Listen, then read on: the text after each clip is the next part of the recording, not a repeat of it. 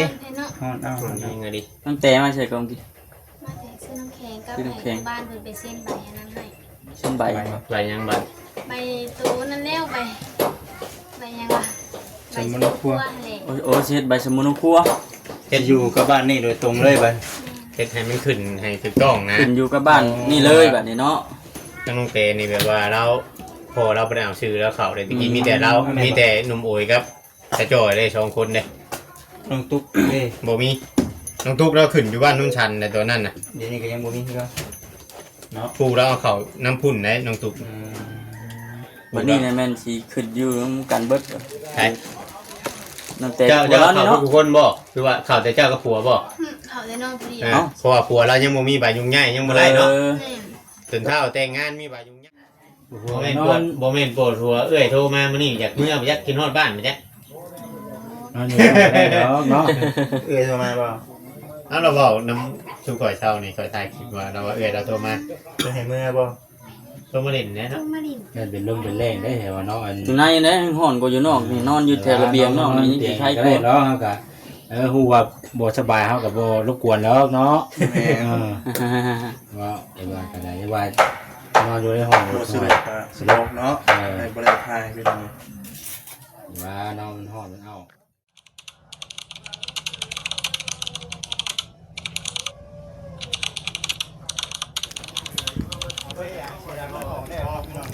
เอาพี่น้องเนาะมาต่ออยู่ที่เฮือนน้อง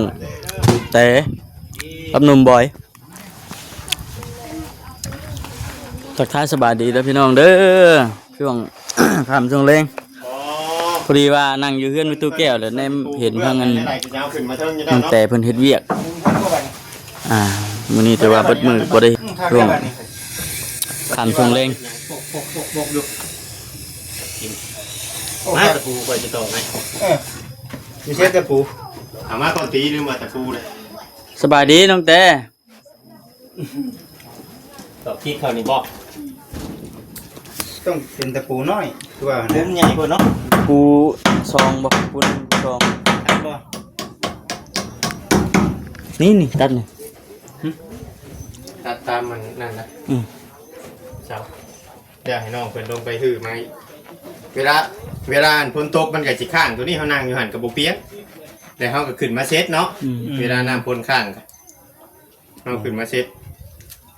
เดี๋ยวเฮาถูก็ได้บัดนี้ ถูกก็ได้เขาถูกแป้นมันถูก มันก็สิบ่เป็นห้อยตีนได้บัดเฮาถูไม่เป็นน่ะมันเป็นคนได้ไม่เป็นเฮาบ่ได้กบเนาะ ทิ้งอย่างทิ้งอย่าง มันมาคำไม่เป็นเฮากบน่ะมันสิบ่ติ ว่าเพื่อนเฮามันบ่มีไฟเฮ็ดได้ตอนน่ะ แม่คือนี่กับทางสร้างเพิ่นก็กบมาแต่เฮือนเพิ่นเนาะ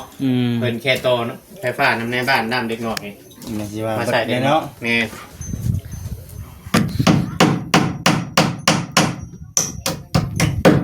บ่ใส่ตะปูบ่เป็นหยังบ่วะ มันปิว มันสิปิวบ่ มันเวลาลมพัดน่ะมันอยากปิ้ว เอาแล้วแบบคืออยู่กลางแม่นนั่นได้ซั่น บ่ตกเบิ่ง บ่ จะหน่อยสิไปลงเตะเดี๋ยวด้วยตอกแต่มุมมันบอลเฮาสิบ่ย่างเข้านะ โอ้ ตอกแต่มุมแบบบอลเฮา อ้าว สิ เบิดเลยเบิดซะน้องแต่ เบิ่นแล้วก่อน เบิดแล้วก่อนหนึงยังอยู่บ่เห็น ยังตัวนั้นให้เพิ่นปูกระเบื้องอีกสิปูมาปู ห้องครัวกับสิปูว่ากระเบื้อง บอก บ่ได้ปูว่าปูจะห้องนอนบ่ ขาให้เพิ่นปูกระเบื้องแล้วแล้วจะสิฮื้อขึ้นมาปูเด้อ เต เถิง เตะ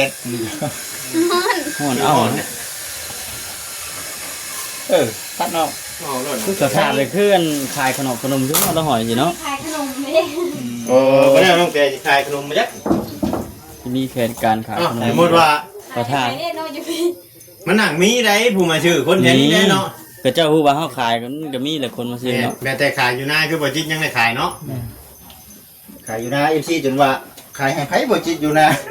บ่ได้อยู่หน้ายังได้ขายดีกว่าอยู่เฮือน อยู่นะแค่ได้ขายอยู่เฮือนเลย มันหน่อยห่านเนาะ แม่น เรียบร้อย คนออกให้ออกหน้าแน่ ห้องนี่ชุมเจ้ากับปูแล้วบ่อ๋อ มันมีแต่หมอดโจกกเสาตา เป็นมอดบ่ โจค่ะแต่เด็กพวกเจ้าตัวมีใบเขื่อนเอง อืมอ๋อไอ้เครื่องอ๋อ ห้องเอาไว้เครื่อง อันนี้บ่ สีบตัวบ่ เอาเพิ่นไว้เครื่องพี่น้องเอ้ยตัวนี้เนาะไว้เครื่อง เป็นข้าวเนี่ยชอบรึงบ่ เขาเปล่ามาให้ฮันเด้ เปล่าคนไทยบอก แม่ อ๋อ ก็สิได้แก้แล้ว ดีแล้วบัดนี้มันลูกเย็นบัดนี้เนาะเอาพยางนี่ออก ไม่ยังแฉตัวนั้นไม่ยังนะมันจะไปกวดเอ็กโกบางตะกี้บ่ อืม กูกูขา ใช่ยังมือเดียว ไข่เพิ่นเอามาเตือนอ้าย อ๋อ มา ตุกออกมา คือเรียกว่าใครนั่นนะเนาะเออ อ่อนเอาดีพี่น้องเอ้ยเอาเฮง นั่นแหละจังหวะนั่งอยู่เทิงนี่บ่ใจเย็น นั่งนี่แล้ว นั่งนี่แหละใจเย็น พายางไปยุ่งไม่ได้พาถิ่มป้าไปนั่น บ่ ไม่สักพัก เดี๋ยวจังครับมันโอ้ย เอาออกไปสิได้จนถ้าฝนตกเจ้าจังคำว่ามันตกมันลมแห้งดิเจ้าจังค้างมันจังเวลาเขาถ่ายคลิปแพนกล้องแพนหยังมากก็จังสิได้เห็นเฮือนงามเลยเนาะ แม่นั่นแหละ อันนี้รถขังอัดไว้อยู่ซ้ำเตาโอ้ย มันแจ้งนะบัดนี้แจ้งนะ อีโดนเติบอยู่ดอกวันนี้ฝนสิตกนะอีหึงอยู่ดอก จะป้าหึงได้เฮ้ยเนาะ เอาสายป้าได้เนาะ พอเฮงได้เข้าเนาะบ่ว่าได้ดิ เนาะ ฮอดเอา นี่ไงดิ ตั้งแต่มาใส่กองกิน มาแต่ซื้อน้ำแข็งก็ ซื้อน้ำแข็ ไป ง บ้านเพิ่นไปเส้นใบอันนั้นให้ เส้นใบ ไหลยังบัด ใบตูนั่นแล้วใบยังวะใบสมุนครัวแหละ โอ้เฮ็ดใบสมุนครัว จะอยู่กับบ้านนี่โดยตรงเลยบัด เฮ็ดให้มันขึ้นให้ถูกต้องนะ ขึ้นอยู่กับบ้านนี่เลยแบบนี้เนาะ จังน้องเตนี่แบบว่าเราพอเราไปเอาชื่อแล้วเขาเลยตะกี้มีแต่เรามีแต่หนุ่มโอยครับ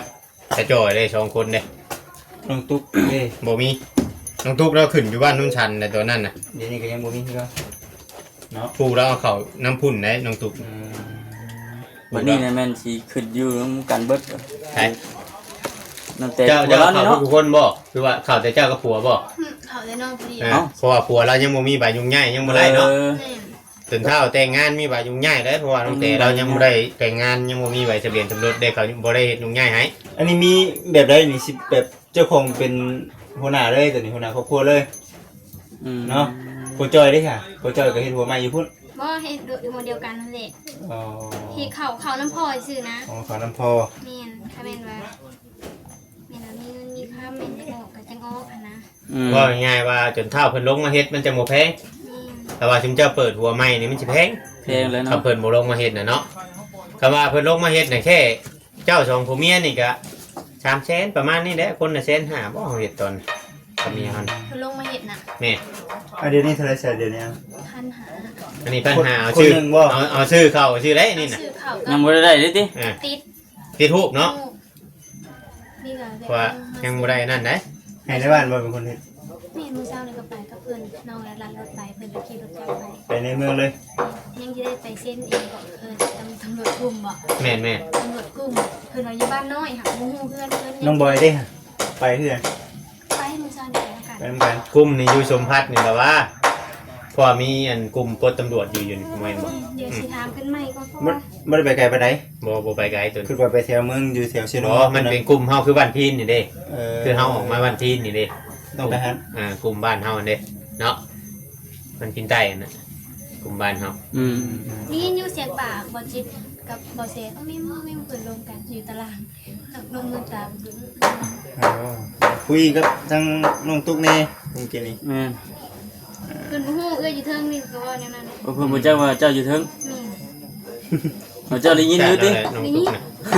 มีแต่ว่าคืออันบอกในแม่ๆที่เพิ่นก็ฝากมาว่าบ่อยากให้เราอันเฮ็ดเวียงนักกันในการย่อมัน นี่เฮ็ดเองเลยบอกบ่พัง เพราะว่าเราหาก็ได้ลูกนะ บอกแล้ว สบายดีพี่น้องสบายดี บางคนเคยเฮ็ดนะ แม่ สบายดีเด้อสบายดี สบายดีสบายดี ครับเด้อ เปิดปากกั้งแจ้งสว่างยันดอน เคยเฮ็ด คือว่าเราเคยเห็นเนาะเราอยู่พุ่นคำว่าเราบ่รู้นี่เราสิอยู่บ่ได้หรอก คนเคยเฮ็ดเด้ว่าอะไรก็ได้ อยู่น้ำ คนมัน ปู เคย น้ำยา ไปหาพื้นหาหยังได้จุก่อยไปอะช่วงจุก่อยไปเยี่ยม ไปได้ ที่ บ่ ว่าเรามาแต่ห้องหมอตัวนั้นกันตอนที่ว่าพาเราไปคลอดตัวนึงไปหาพื้นหมุนป่าอ้าอยู่วะ อ๋อสบายดี ใส่เสื้อขึ้นไปเฒ่านี่เนาะ แม่ใส่เชือกไปใส่เชือกต้นเถามักเล่งอยู่ป่าก่อน ใครน่ะ เอาพื้นน้องตุ๊ก น้องกระตุก โอ้แล้วปูสารน้ำมันได้บ่เนาะ นี่พอเพิ่นสิปูกระเบื้องตัวนั้นแหละเพิ่นสิเอาเสื้อในห้องนั่นน่ะขึ้นมาพี่เพิ่น เอ้าปูข่าวดีบ่บ่ บ่เห็นมาแจ้งไว้เนาะ เออ แต่ว่าฮู้มือหลายบ่เพิ่นสิมาแท้ ปูมันไป เป็นตะนั่งได้รูปแบบเบา อย่าไปเลยนี่ กดเท่านั้นยืดๆอย่างเงี้ยนั่งกัน ตัวเพิ่นบ่ได้กบเป็นได้พอมีไฟได้ตัวน่ะมันก็สิเป็นแบบนั่นแค่ว่าเพิ่นทาสีกบไว้ เห็นเฮา คำบ่ทาสีแห้งบ่นะ มันจะเป็นคน บัดบนโต๊ะสากเขามามันก็ข้างมันอันนี้เราก็ได้ถูได้ ก็ได้อยู่แล้ว ห้อนจังทำก็สะง่ายบ่ เพราะว่าคือห่อนแต่ ลมบ่เข้าบ่ ฮ้อนเดี๋ยวนี้บ่ฮ้อนแหละ มันยังหอน เย็นอยู่บ่ มันเย็นอยู่ได้ดิ ที่มานั่ง เย็นบ่ เย็นได้ น้องบอยเราบ่จะเป็นอื่นบ่ไปนอนอยู่ใน เปิดบางเยี่ยม เปิดวงเยี่ยมก็คือแทบจำเตาอบได้เนาะ เป็นบ่สบายบ่ อย่างเงี้ยคือเกิดไปนอนจะได้ห้องอย่างเงี้ยคือขับไปนอนในห้อง มันปวดหัวเลยเต้มือถือเพื่อนไปถอแก้ว ยังบ่เช้าอยู่ หัว บ่แม่น น ป อ วน ดบ่แม่นปวดหัวเอ้ยโทรมามื้อนี้อยากมื้ออยากกินฮอดบ้านมั้ยจ๊ะ นอนอยู่ได้แล้วเนาะ โทรมาบ่ เอาเราเว้าน้ำชุก่อยเช้านี่ก่อยถ่ายคลิปว่าเราว่าเอ้ยเราโทรมา จะให้มื้อบ่ โทรมาเล่นแน่ ต้อ เนาะ งมาดิน มันเป็นลมเป็นแรงได้เหรอเนาะอัน อยู่ในนะห่อนก็อยู่นอกนี่นอนอยู่แถวระเบียงนอกนี่ เตียง ใช้ ก็ ค ได้ น เนาะเฮาก็ฮู้ว่าบ่สบายเฮาก็บ่รบกวนแล้วเนาะว่าไอ้ว่าก็ได้ว่านอนอยู่ในห้อง บ่สะดวกก็สะดวกเนาะให้บ่ได้ทายพี่น้อง ว่านอนมันห้อนมันเอา โอ้สิเป็นวินเลยทางนั้นอยู่ในทางนี้เป็นวิน อ้าวดีๆนะคือเห็นสภาพมันบ่แห้งอ่ะเนาะ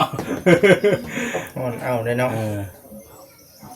เพื่อนตู้แก้วว่าตอนนี้ก็เริ่มสิอยู่เทิงๆบ่ได้แล้ว อากาศ ต้องลงมาพืชพิษแต่โคนังเนี่ยมันร้อนเนาะตอนเช้านี่เย็นตอนเช้านะเย็นครับมาเลยค่าประมาณบ่ายโมงเนี่ยจากนั่นเนาะ หอนแบบนี้แหละฝนสิตกนะแบบนี้แหละ โอ้ยเมื่อวานนี่คนนี้เฮา มันกำลังโฮมน้องเอ้ยกำลังโฮมมันนี่นะกำลังโฮมมันนี่นะ สงสัยรูปแบบถ้าเมียนว่าคนเฮากับผู้บ้านกำลังโฮมกัน เทวดากำลังโฮมกันพระพิษไปสิไปซื้อน้ำก้อนสิซื้อว่ะก็เลยว่าโอ้ยกระเทินไป ซื้อ เพื่อไปตัดผมนะจ๊ะ เนี่ยแหละ เสิร์ฟโล ยังนะ คือเอาไปซื้ออันนั้นก็เพ้อว่ะ แต่ผมบ่หาเสียงกันดอกมาสิตัดให้ แล้วมีผมถือไว้อ่ะ นั่นแหละว่า ตัดเนี่ยนี่ มีตัดบ่ เด็กทางไกลก็มีนะ เอ้ามีตัดรถนี่ มีตัด โอ้ขนาดข่อยพาไปฮอดชินูชินีผู้เรายังบ่ตัดเรางูมาตัดอยู่นี่คือเก่ามันน่ะ โอ้ แค่ตัดให้เรา หมู่เรานะ เพื่อนเรา เพื่อนเรา วันแรกกับเพิ่นเคยตัดอยู่ห้านเลยที่ตัดอยู่ห้านนะ เคยตัดอยู่หั่นน่ะตัดอยู่หั่น แล้ว น่ะ เพิ่นก็ไปตัดอยู่ผู้บ้านเลยบ้านสาแก้วไปผู้ คุณสว่างบ่ เพิ่นจะว่างผู้ไปตัดเลยสิตัดใกล้เขาจะได้ บ่ได้มันเป็นเทอร์ลิส เดี๋ยวสิว่าบ่สบายอีก ลูกบัวสบายยังพาคิงแดดปะนี่ บ่ตั้งกันจ้องให้อย่างแน่เนาะตุ๊กโอ้เนาะ เฮ้ย ฉันแหละจังให้นั่น คือมาเทิงพี่บ่ เห็นไหมพี่บอก เอ้าลูกจะให้อีกแล้ว มีแบตเตอรี่เนาะ แบตเตอรี่มีอยู่ประมาณพันนี่แหละพัน ต้องพาอยู่ในกระลางมันจังเย็น โดย ว้าว เนี่ยพี่น้องเนาะเลาะชมเบิ่งทางไปเฮือนทานบ้านน้องโอยเพิ่นจะกำลังเฮ็ดตั้งเสาใส่คือโอ้คักแล้ว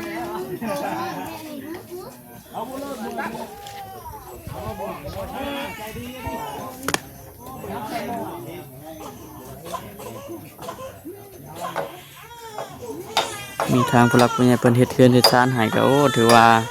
สุดยอดพี่น้องเนาะมีบุญวาสนาหลาย อาบน้ำได้มั้ยอาบจันงู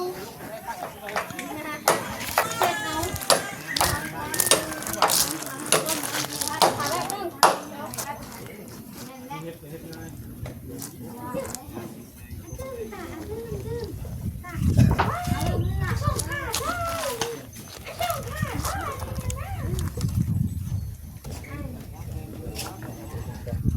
น้ำฮ้อนบ่อีกน้ำฮ้อน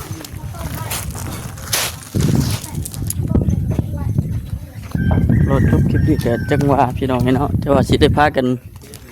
กลับบ่จักเด้พี่น้องเอ้ย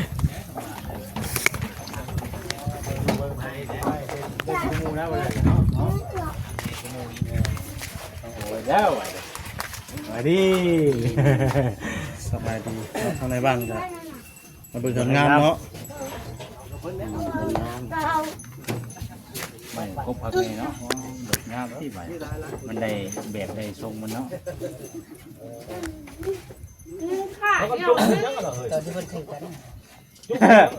กินเจ้าม่วงวะกินหมากไงไม่ดี เงาจี เจริญพร เจริญพรว่าพักกันนั่งกันว่าสมื้อหักตากแดดคือเก่าเลยเอ้ย นั่งอยู่เลย เอ เนาะ อ เดือดเป็นเดือนนะสร้างมา ดูแลคือเก่า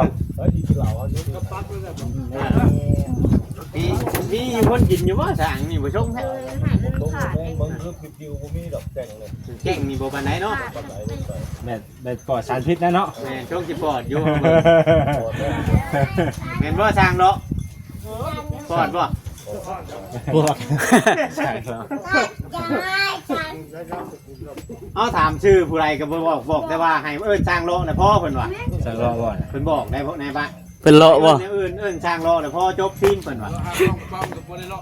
เลาะบ่นั่นเลาะบ่นี่ดิเลยชื่อว่าสร้างเลาะบัด สร้างโลกเนี่ยสร้างว่าเถอะเนาะวันนี้ สักรอบ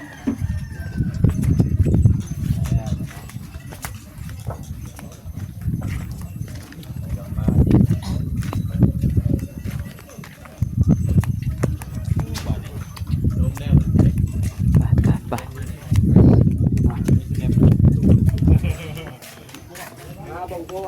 ก็สิประมาณนี้แหละพี่น้อยเนาะไว้เวียนประมาณนี้นั่งเฉมื่อยเถอะ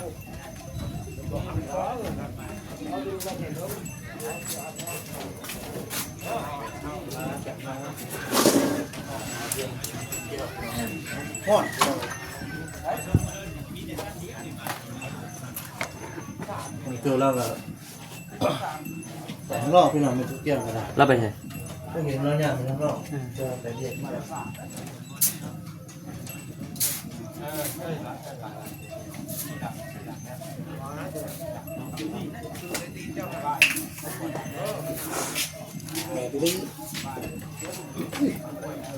ใกล้สิเมื่อแล้วบ่จอย ใครยังแหละมาหมวกกัน เมื่อไร เมื่อไหร่ เมื่อไว้ใช่เหมือนบอกคือเมื่อไว้ใช่เหมือน ไว้